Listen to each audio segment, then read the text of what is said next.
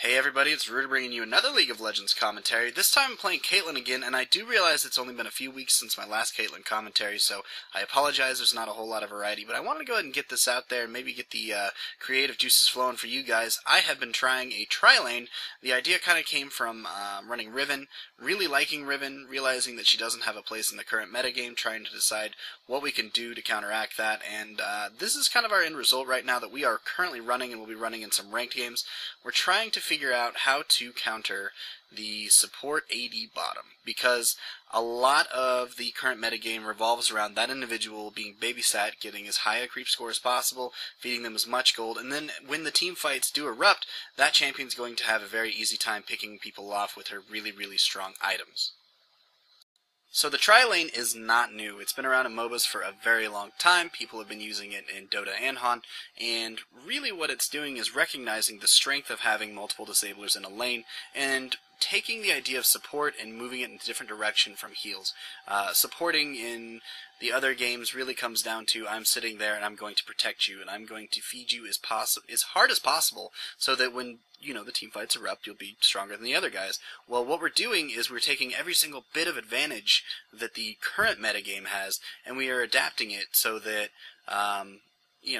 we just shut down the lane. Now, the strength of a jungler comes from the jungler gaining levels quickly, the jungler utilizing the buffs that are in the jungle, and then ganking the lanes appropriately. So, what we're talking about is somebody that is actively ganking. Now, how many times have you been in a jungling game where the jungler just isn't keeping up? He's not ganking. Let's just say there's a counter jungler, Nunu comes in, takes someone's rates, they're automatically behind, and it's very difficult to catch up, especially, let's just use, for example, a Mumu in blue. Let's say they take your blue buff, you're going to have a very hard time catching up. What we're doing with this is we are saying, fuck the jungle, we realize it's there, it's not hard to do once anybody hits like 4 or 5, we can pick up those extra creeps later, but what we're going to do is we're going to shut down that early game of the bottom lane. We are going to literally shut down and push that first tower as hard as we possibly can and feed our AD carry as a result. Alright, so what kind of champions do you expect to see in one of these tri-lanes? As we said, support is no longer going to be just healing, so you're not going to just be limited to Soraka or Sona. We are looking for hard disables. So Alistar's great, Blitzcrank, Maokai, Pantheon, all of those are great. You could even run support Annie. I know it just sounds crazy.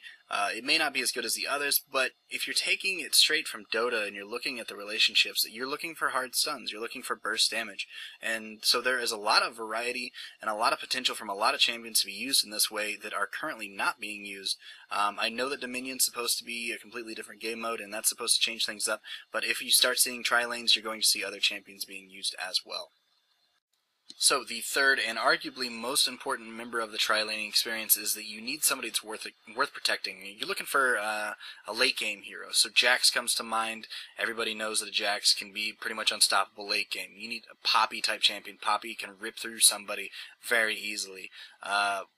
A Kali. It doesn't have to be AD, but what we've been running is an AD ranged. So we've been taking, like I said, all the advantages of the current metagame and just putting it into a tri-lane and saying, okay, we guarantee that you're going to get fed. Basically, with Caitlyn, she offers more than the other ranged AD do. She can drop traps, which allows some strange zoning. As you see there, she stepped on the trap, which gave us an opportunity from her range to move on in here. We've got Ryze stepping on a trap here. I'm going to move up on him. She brings more to the table than most other AD carries, but let's just say you're in a ranked game and someone picks Caitlyn, there's a lot of other options. Ashe is very good. She's got a lot of poke. She's got a nice stun past 6.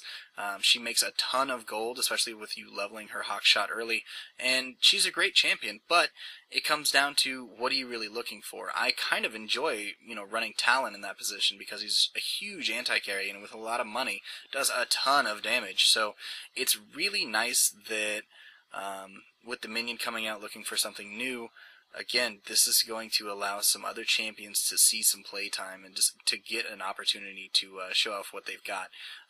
There is another issue that comes up while running the tri-lane, and that is what are you going to do once you get that first tower? There's two real good options, and it really depends on what you're running.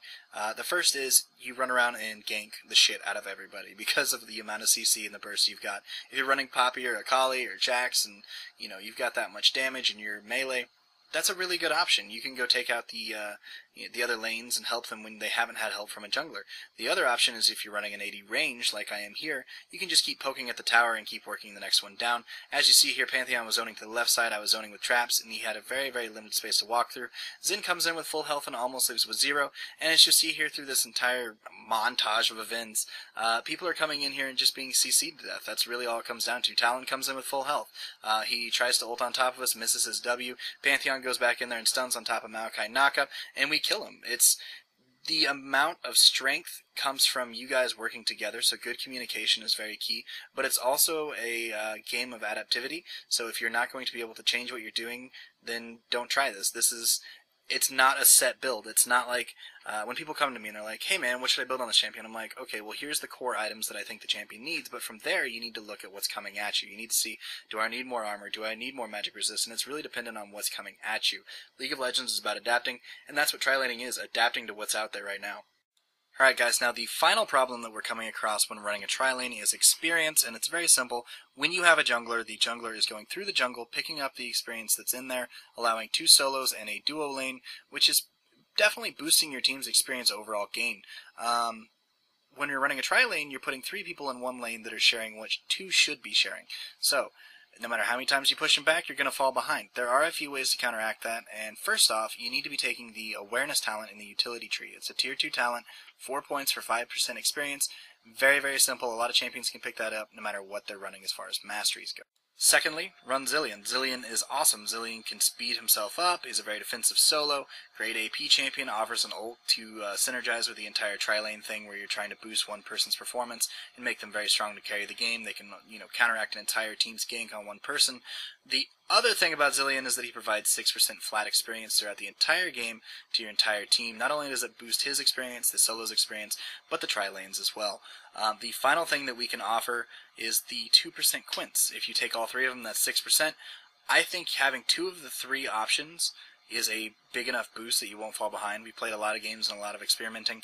Really what we're seeing is if you have Zilean and the talent, or you've got the talent and the quints, you're going to be fine, you're not going to fall behind. Having all 3 is definitely not unrealistic, but what it comes down to is you're going to have a hard time guaranteeing it when you start playing ranked. If you face the same team over and over, or people just don't like Zilean, what if they ban Zilean or take Zilean? Then you're going to have another option. Have an extra page for armor pin or magic pin or whatever you're running, set up, ready to go with some of those XP quints. They're about 2,000 IP apiece. They're totally worth it. They're very, very strong, and they're very, very fun to play with.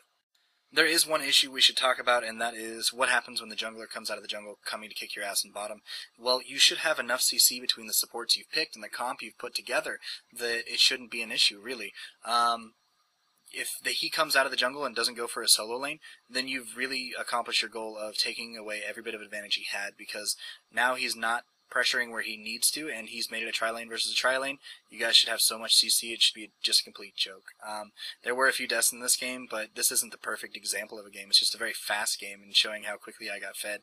I have a ton of games on file.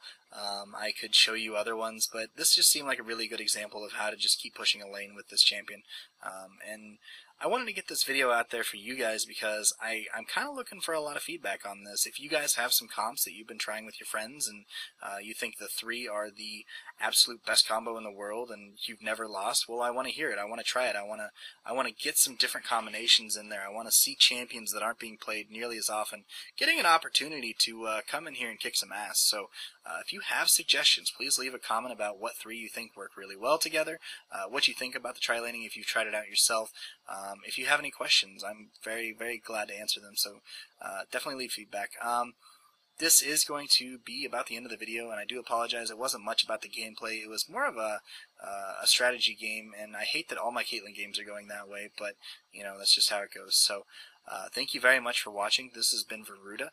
If you enjoyed watching this video, make sure you hit the like button. Also, if you'd like to get more content from me, you will get a notification every single time I upload a video if you are subscribed. If you would like to join me to play a game, I am hosting subscriber nights every single Tuesday night, 9 p.m. Central Standard Time to midnight, so definitely join me for that. And thank you once again. Try tri-laning, guys. This has been Veruda, and I will see you out there.